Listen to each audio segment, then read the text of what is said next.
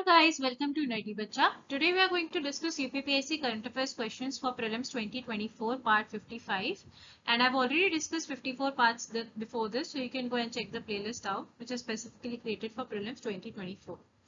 And before beginning the session, I would request everybody to like, share and subscribe to the channel. So let's begin with the first question. Consider the statements about Demarchosis alienissus. अब आप इसको pronounce कैसे करते हो आप देख लेना, ठीक है. Demarchosis alienissus, ठीक है. It's a new marine amphipod species found in Chilka lake. ये एक नई मेरीन स्पीशीज है जो कि चिल्का लेक में मिली है. चिल्का लेक कहाँ पर है बताओ कमेंट सेक्शन में. और the family Talitridae is considered one of the oldest groups of amphipods that is believed to be have been on the planet since the Jurassic age. तो ये काफी पुरानी इस फैमिली को बिलोंग करता है और it's one of the oldest groups of amphipods और ये प्लैनेट में थे जुरासिक एज के टाइम से, ठीक है. So it's a marine amphipod species, ठीक है. So which of the above statements are true. इन दोनों स्टेटमेंट्स में से कौन सा ट्रू है. 1, 2, both 1 and 2, and D none of the above. So the right answer is C, both 1 and 2. ठीक है. Question number 2. Consider the following about NOMA. Recently, WHO added NOMA to its list of neglected tropical diseases. WHO ने NOMA को list of neglected tropical disease में add किया है, and it is a gangrenous disease of the mouth and face, primarily और ये severe गैंग्रियस disease है of the mouth and primary affects malnourished young children between 2 and 6 years of age in the regions of extreme poverty. तो इसमें से कौन से दोनों statements हैं. ठीक, तो WHO ने इसको नेग्लेक्टेड ट्रॉपिकल डिजीज में ऐड किया है. This is the right statement. ये स्टेटमेंट एकदम ठीक है.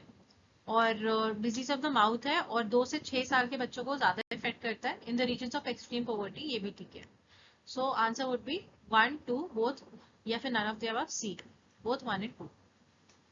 Okay. Next question. Which statement about Project Gemini is incorrect? कौन सा statements जो 4 दिए हुए हैं प्रोजेक्ट जेमिनाई को लेके गलत है. पहला, it is launched by Airtel, mark कर लो, ठीक है.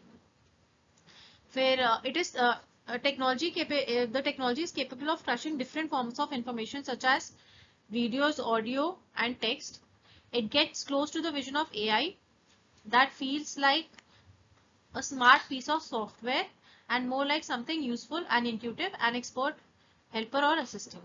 फिर multimodal, which makes it can work, understand and operate across text, code, audio, image and video.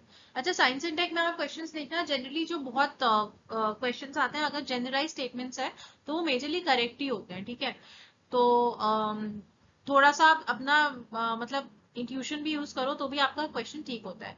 So this is not launched by Airtel, it is launched by Google. So this statement is incorrect. बाकी के तीनों statements ठीक है, ठीक है. Next question. What is the name of India first solar mission. तो आपने कई बार पढ़ा होगा इंडिया का पहला सोलर मिशन कौन सा है.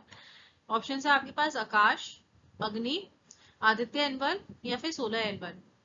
सो राइट आंसर है C, Aditya L1. Psyche mission is which of the following countries mission. कौन सी कंट्री का मिशन साइक मिशन है. इससे क्वेश्चन भी बहुत आते हैं जिसमें अलग अलग कंट्रीज के जो इंपॉर्टेंट मिशन होते हैं या सैटेलाइट कोई लॉन्च कर दी, कोई नया मिशन अनाउंस कर दिया तो उसके ऊपर क्वेश्चन आते हैं, ठीक है. नासा, इसरो, जाक्सा या फिर ईएसए. नासा में पता है यूएस का है, इसरो इंडिया का है, जाक्सा इज जापान और ईएसए जो है यूरोपियन स्पेस एजेंसी है. So right answer is NASA. NASA का है साइक मिशन, ठीक है.